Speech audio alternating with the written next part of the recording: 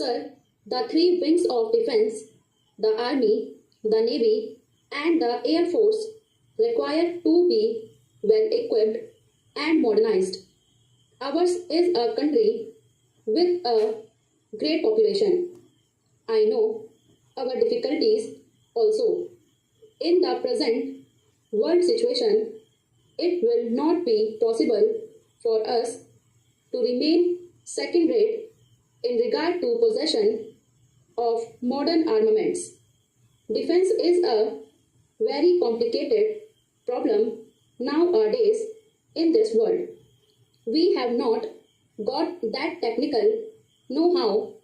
We have not got those technicians who can manufacture modern weapons in our country. Even then, the Defense Ministry is efficient. It has tried to manufacture as far as possible new machinery and modern weapons. Then, the problem of development is equally, or if I may say, more important.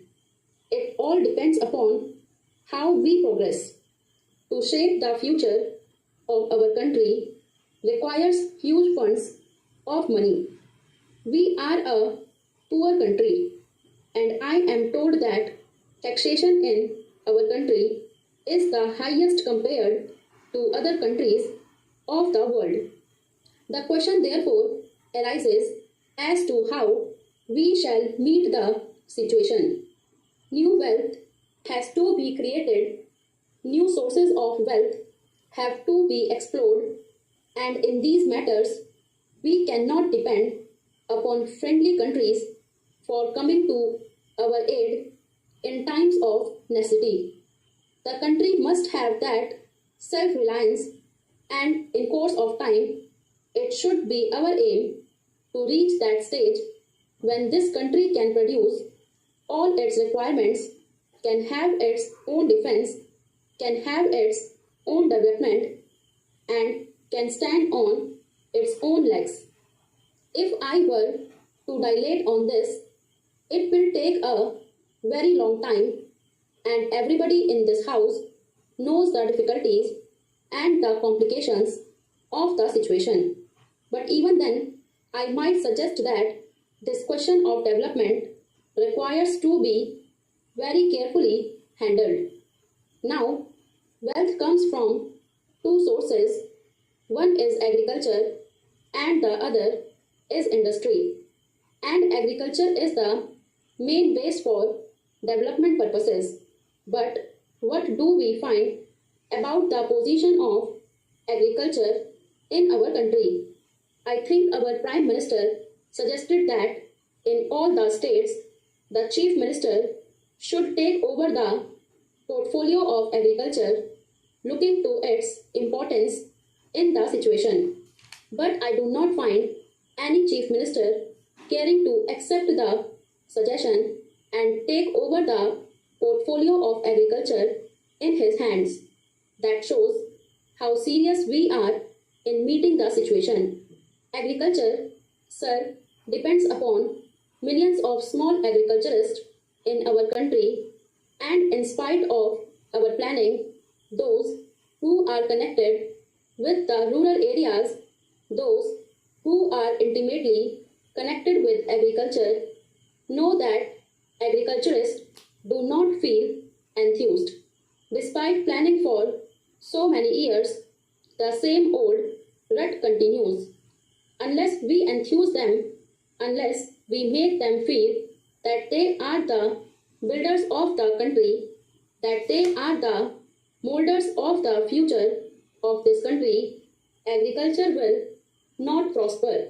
There are so many reasons, but the main reason is that the agriculturist must feel that he has some important place in our country, that he is doing a great service by ensuring higher production. For that purpose, it is very necessary that the per acre production must increase. More land is not available for cultivation. Population is rising by leaps and bounds. There is the question of unemployment, and also we find that the pressure on land is very much. If we want agriculture to prosper, that pressure on land, the number of human beings dependent on agriculture has to be reduced, and where shall we divert them?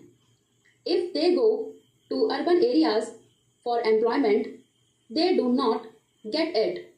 The figure of unemployment is rising every day. Therefore, it is very necessary to see that some industries are diverted to rural areas. We should create agro-industrial climate in the country. We have been talking of creating this climate all these years.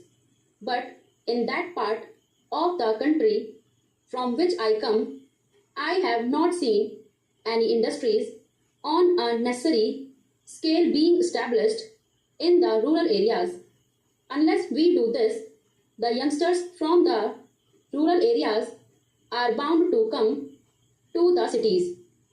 There will be the question of unemployment, the question of housing, the question of sanitation. All these problems will arise. It is very necessary that we find useful employment for them in the rural areas, in the villages in which they live, and they must have a decent standard of living.